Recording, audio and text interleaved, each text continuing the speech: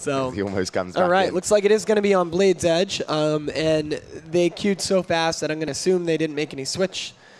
But well, I mean, they almost got Hafu down, but surely it's going to be a lot harder now. yeah, she hasn't changed her gear either. You know, you can. It's kind of hard to tell at the very beginning what kind of gear Hafu is wearing because you know you're so far away, and the only difference. Okay, she just. Actually, she is wearing probably one more piece of PvP gear than she was last time.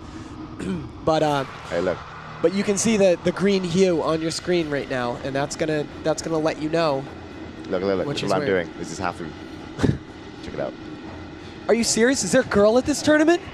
All right. So anyway, this is totally awesome.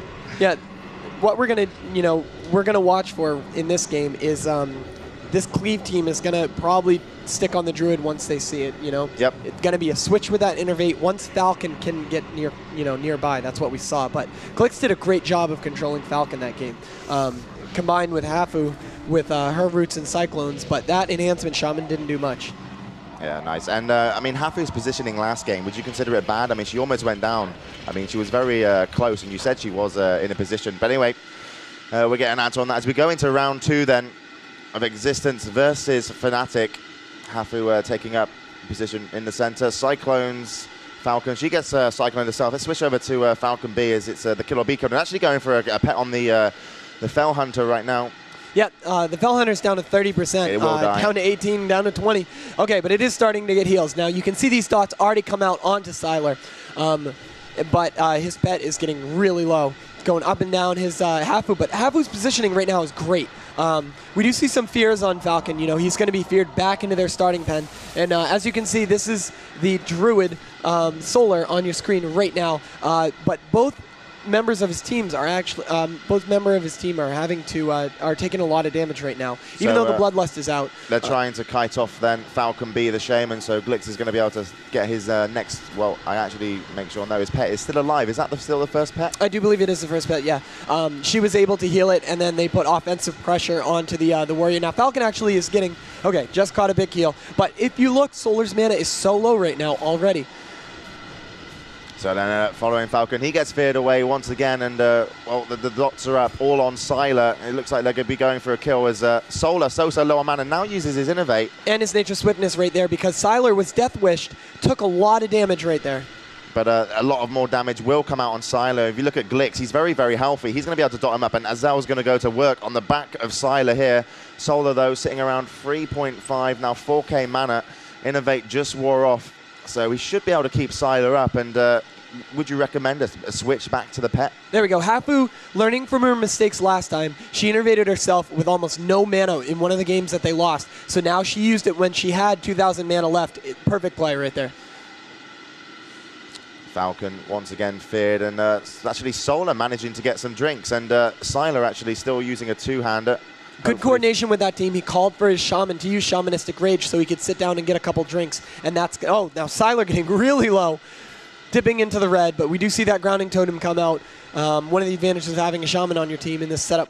So Sylar is hovering right around 3,000 life. He's not fighting back with Azel, deciding to go directly for Glix, but hoping getting some Wind Fury procs. Yeah, but the damage they're putting out on Sylar and the fact that they're keeping up Glix so well, but actually Glix going down to half health. He's intimidated shot. He's got a Nightfall proc out, though, to be able to put on Sylar Hafu's not healing his pet. Oh, there we go. Now she starts to heal the pet up. That was close. It was down to 10% hit points. Falcon taking a bunch of damage right now.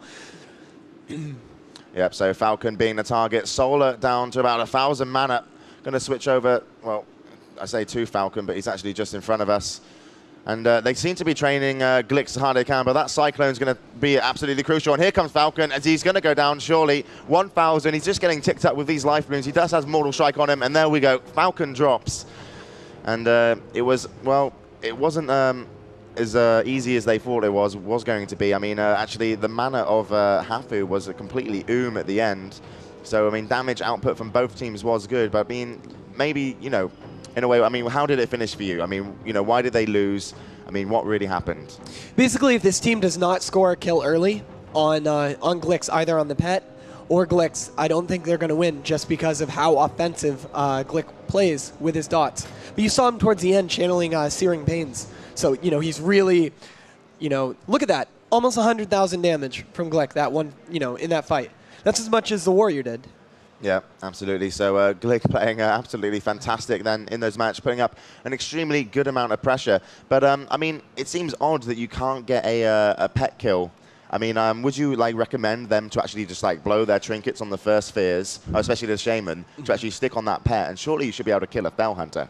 I mean, you've got Wind Fury, Warrior, and an Enhancement Shaman. Yeah, but like you were saying, using a trinket to get out of crowd control, and that's why he's not on the target, is because he's being crowd controlled so much. So there was only a couple times that both melee targets were on the Warlock or the pet.